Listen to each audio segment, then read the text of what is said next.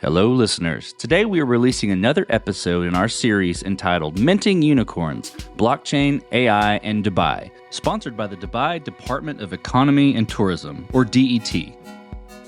Dubai is the new global center of gravity, connecting the world in a way few places can. From flexible regulations to tax incentives, world-class infrastructure to access to global investors managing $1 trillion in investment money, Dubai understands what businesses need to scale fast.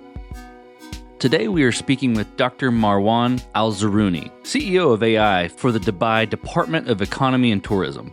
Dr. Marwan is going to help walk us through how Dubai is creating a foundational hub for AI, blockchain, and the intersection of both.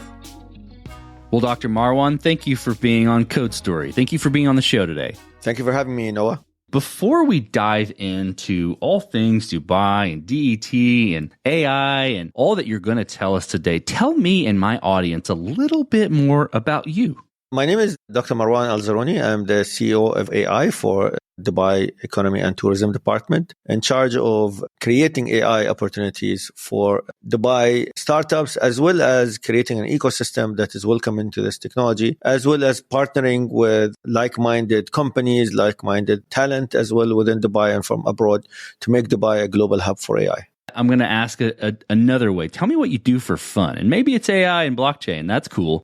But tell me what you do for fun. It's both, actually, like you mentioned. Dubai is one of the epicenters for innovation. Blockchain and AI are both a great passion of mine. And I've been an advocate for both for a really long time, even before the LLMs. And it's really my passion to explore the edge of innovation, where things are moving, trend catching, trend watching, even within different spaces. So for AI right now, AI agents is a hot topic. And within the blockchain ecosystem, autonomous agents is an amazing topic right now, and which is growing very quickly. And AI agents are doing an amazing job in marketing and other fields within the blockchain space. Super interesting. Okay, so you're CEO of AI for the DET, right? And you mentioned that. You mentioned your passion for the space. What does it entail to be the CEO of AI? What are you driving in this position and in leading your department? Tell me more about that. In Dubai, we have very short plans as well as very long-term plans. So one of the long-term plans for Dubai is called D33, which is the Dubai Economic Agenda 2033, which is Dubai's strategy for the next 10 years, and everything from healthcare to manufacturing to sustainability. But the underlying theme for everything is actually AI, and it's everything in Dubai has always been and always will be data-driven. Data is our gold, basically. It's our oil. And this is what we leverage on to create innovation, attract the right talent to help us do things with data. And this position, which is the CEO of AI, is no different. It is a position to cultivate this kind of oil that we have, which is data, and also attract the right talents here, attract the right big tech companies that are doing amazing things within AI to be based out of Dubai, to have access to the talent that is here, and from Dubai create the next unicorns in this space, not only in AI, but in what AI can bring to the different industries, whether it is things like prop tech, which is a huge vertical for us here, and also things like health tech. Lifespan and healthspan are both amazing areas for growth for AI. But us in Dubai, we focus more about the happiness of the people. We want to use AI as a tool, as a catalyst to enhance people's life, not to replace jobs, but to augment life in Dubai, to augment jobs, to make the user journey, whether you are a citizen, a resident, a tourist, you're a kid in Dubai, you're an elderly person in Dubai. In all aspects of life, at all levels of life, we want to use AI to enhance your life and give you more time and energy to do the things that you love, and remove as much as possible mundane tasks that you go through in everyday life. So AI is only a tool for the ultimate goal, which is the happiness of everyone in Dubai. That's fascinating. And I hear AI is a major focus, obviously, for Dubai, but also exceedingly that Dubai's been adopting the blockchain. How do you see these two technologies interacting in various sectors? So usually you mentioned trying to take the mundane things and remove them from people's lives from all different facets. How are these two technologies going to intersect? And, what is your perspective on that, especially since you're CEO of Dubai Blockchain Center as well?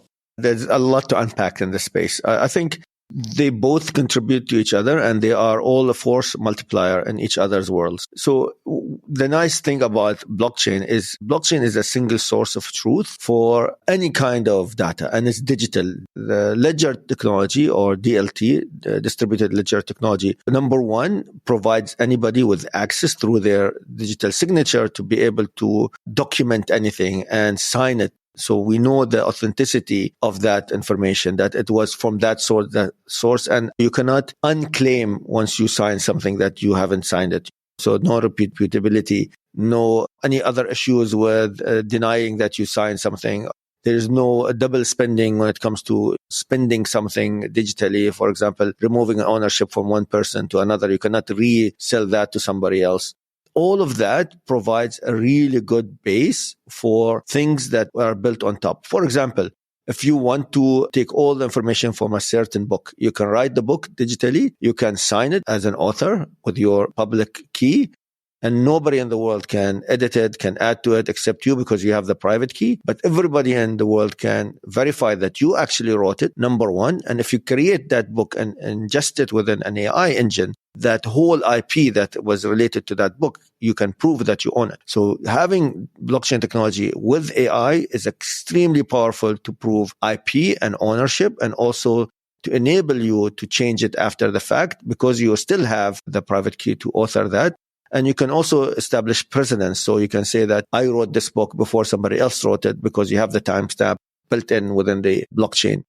With that, you can imagine that you can create a really good, not only transparent AI modules and AI systems, but where accountability is there, where transparency is there. But I want you, and I challenge you to think beyond that. I'll give you an example. So one of the projects that I worked with very closely is called a circular protocol. So a circular protocol does not only verify the end result, but also the process that was used to get to that end result. For example, in the medical space, the process of approving drugs, the process of doing anything like medical trials, the process of genetics and sequencing and all the stuff, the process itself is as important as the end result. And before this kind of protocol, which is the circular protocol, there was no way to verify the process, but enabling that to be on the blockchain, number one, and number two, to be able to use that for AI use cases, that gives you a huge kind of benefit from both worlds. For example, if you want to write code for a surgical kind of a robot, and your data set is completely verified, the process and the end result, the whole process is vetted. The whole process is transparent. If any kind of medical issues happen with this robot, you can go back and find out exactly where in the code and also who wrote the code. So accountability is there if it was a human error or a code error or whatever. So not only that, but you can establish things like provenance. So if somebody issues somebody a drug, for example, you can follow up where the drug, who prescribed it, where it was stored in the pharmacy or in the warehouse, a lot of other unlocks. And this is where blockchain helps AI, but also AI is a force multiplier for blockchain projects. There's a number of projects that use something called DePIN, which is decentralized physical infrastructure, where you can actually use distributed compute power, which is now one of the scarcest thing in AI, is access to compute, right? Access to hardware. So imagine with the use of blockchain, you can distribute the load on a number of nodes, or in this case, compute nodes, and you can preserve the privacy of the information that you submit to all these nodes by using blockchain technology and a feature called zero knowledge proof that and to actually encrypt that data so nobody can manipulate it after the fact, but you can still run compute on that data. And using this decentralized infrastructure, you can actually negotiate a better price for running the compute, because now you're not limited at physical location, and that physical location being a certain price point. You can shop for the best price anywhere in the world, and it's completely digital, so you can allocate it much more dynamically. There's a lot of other features that you can get with DePIN. And one of the features that has been done in some of the recent DePIN projects is that if you do not run the whole learning exercise, and at any point there was any kind of disconnection in the traditional cloud-based services, you would actually lose all that money and you still pay for the compute. But in the feature that blockchain brings in is, if no result is generated from the training, you don't have to pay. because that's the feature that to get paid for the contract, for the smart contract, you have to get the product. And this is an amazing feature that blockchain brings into AI, especially for compute, especially for decentralized physical infrastructure. That makes sense. And I appreciate that how you were describing the interaction and the value that can be found from combining those with AI, right out in the marketplace. It's settling in some. People are using it. They're comfortable with it. It's starting to get some really day-to-day use where it feels like blockchain is still trying to find its place. And I hear you describing all these different opportunities, right, for blockchain. Where is it headed? Where is, potentially, where do you see is that place where it's going to fall into the mainstream? Maybe even first about all of those opportunities. So blockchain is already in a lot of places. Like one of the best use cases for autonomous agents right now is blockchain, actually. First of all, the money that is in blockchain is completely digital, so it's programmable money, and AI agents can receive and send and pay and do all the stuff without any human interaction because there's no play in the atoms world. It's all done in the bits world. So AI can easily interact and pay for things and buy things, and AI agents now can shop for you on e-commerce websites. You don't have to do anything. The AI agents can generate music and get paid and then transfer that money to whoever. Pay artists, actually, that have gigs that are online. Do a lot of other stuff without any interaction in the real world. Imagine now living in a world where all of this done without any human interaction.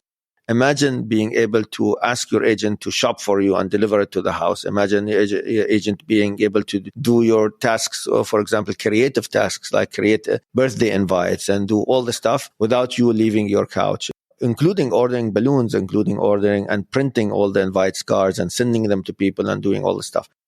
But the amazing aspect that blockchain brings in is that you don't need to think about blockchain. AI will handle that part for you, the payment, the logistics, the negotiation, all of this will be in the background. And this is one of the reasons that blockchain is not taking the center stage worldwide, is because it's a technology that belongs in the background. It's an enabler for other technologies that are digital first, including and not limited to AI. So that's why I said AI will be at the forefront, and this is what people see, but blockchain will be the catalyst that is behind the scene, enabling a lot of these ecosystems and economic kind of unlocks that AI will bring in. And this is why I think for us in Dubai, we focus on the talent. We are the epicenter of talent in the blockchain space. A lot of the cutting edge AI projects are looking at Dubai as their base because all the talent is here. Not only the AI talent, which is very hard to come by as well, but also blockchain talent, and blockchain talent that actually uses both AI and blockchain. A lot of these autonomous agent developers are based out of Dubai. And if people want to really unlock the maximum from these both technologies and the overlap between them, there's no other place that's better than Dubai for this. I appreciate you pointing out the topic around talent and how Dubai is focusing on bringing in that right talent into the ecosystem there. And it's really exciting to think about AI driving blockchain and blockchain driving AI and that relationship there. And I'm curious, when the topic of AI comes up, whether you're Googling it or you're reading articles or you're talking to folks about it, there's always the topic of ethical challenges, right? Of ethics in AI adoption. How is Dubai addressing these challenges in adoption, especially in areas like data privacy and transparency? Tell me a little bit about that. In Dubai, AI was one of the very early topics that we discussed. Even before establishing Digital Dubai, there was something called Smart Dubai, and Smart Dubai was an entity which was government-facing, not really Dubai-wide, but only catering to the government services. And even at that time, we had something called the Dubai Ethics Committee. And in the Ethics Committee, we made sure that all the big tech are represented there. We made sure that all the social entities like the welfare, HR, and human capital entities are represented, as well as the digital entities like at that time was Smart Dubai.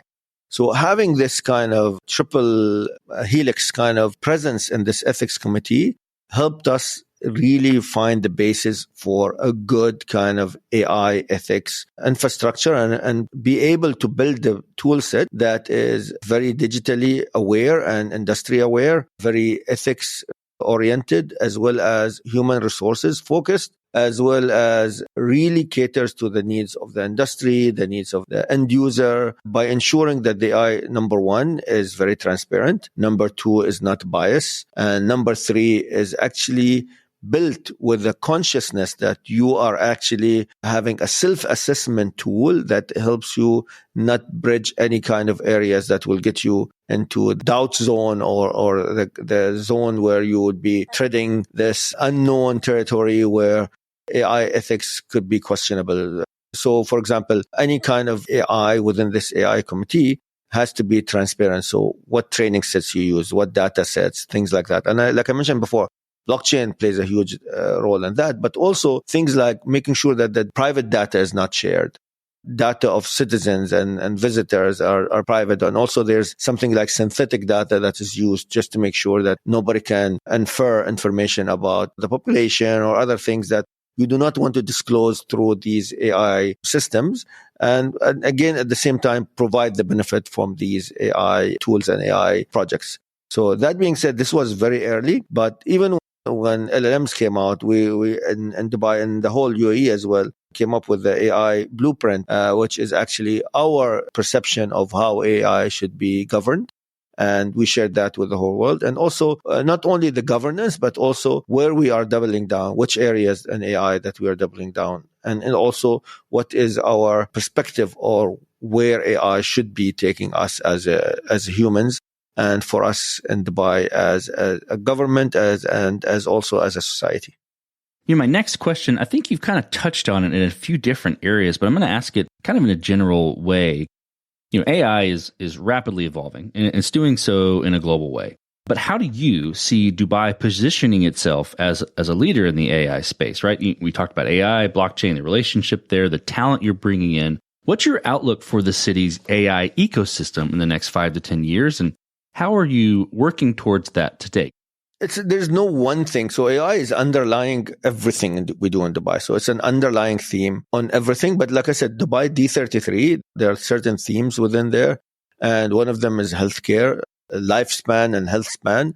Not really preventative medicine or reactive finding, for example, remedies or cures for medicine. It is that and speeding that up, but we go way beyond that and focusing on mental health, focusing on lifespan, health span, quality of life.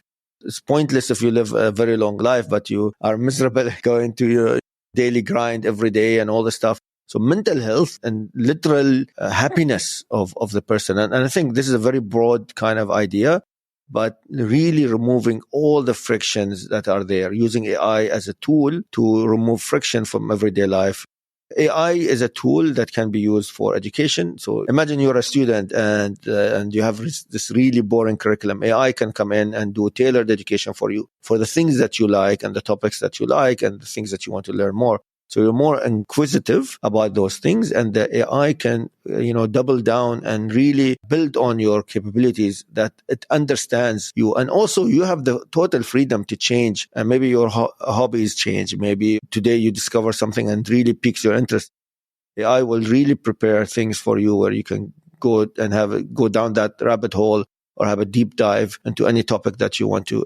It's a really amazing opportunity for education, but also for, like I mentioned, for healthcare and also for things like marketing. Dubai is one of the top destinations in the world, if not the top destination, as voted by people. So imagine us already being number one right now. Imagine us even going beyond that, having gamification of the experiences of Dubai, having follow-throughs and virtual metaverse-related experiences for you after you do Dubai. So not only you're taking away the memories, but also you're taking away the experiences and experiencing where you are in your country in the world and the things that you missed out on. You're encouraged by AI to come back and relive them and make the most out of your next visit. Excellent. One more question, Dr. Marwan. This has been really good to sort of highlight and illustrate Dubai and how Dubai is driving the adoption of AI, bringing in good talent, the AI and blockchain intersection there. I'm curious. So there's the part around attracting talent. How are you attracting promising and leading AI and blockchain companies? Again, you've probably mentioned a few points I could cherry pick, but I'm curious about, what does the city offer companies in this space from a competitive advantage standpoint? There's a lot. Dubai is one of the top places in the world for quality of life, one of the top places as well for events. So a lot of technical events, including now we have a whole AI week happening in April. In a few days in February, we'll have also AI Everything, which is a technical conference here and an exhibition. And a lot of people are coming specifically for that. But throughout the whole year, we have hackathons, we have events, we have a lot of trainings, a lot of opportunities for underlying themes where AI is the underlying theme for a lot of conferences. For example, we have something called Arab Health. We have Intersec right now for policing. On all of these conferences and all these professional meetups, professional education as well, but also the AI talent comes into all of these kind of verticals and themes. And in addition to all of that, technical conferences and cloud compute kind of conferences are also coming to Dubai in a very rapid rate as well, both on the academic side, on the governance side or international organization side, as well as on the commercial side. So you'll see talent coming in and visiting Dubai to visit, for example, a commercial exhibition. You'll see AI coming in for an academic conference. You'll see AI coming in for world organization-based events and conferences.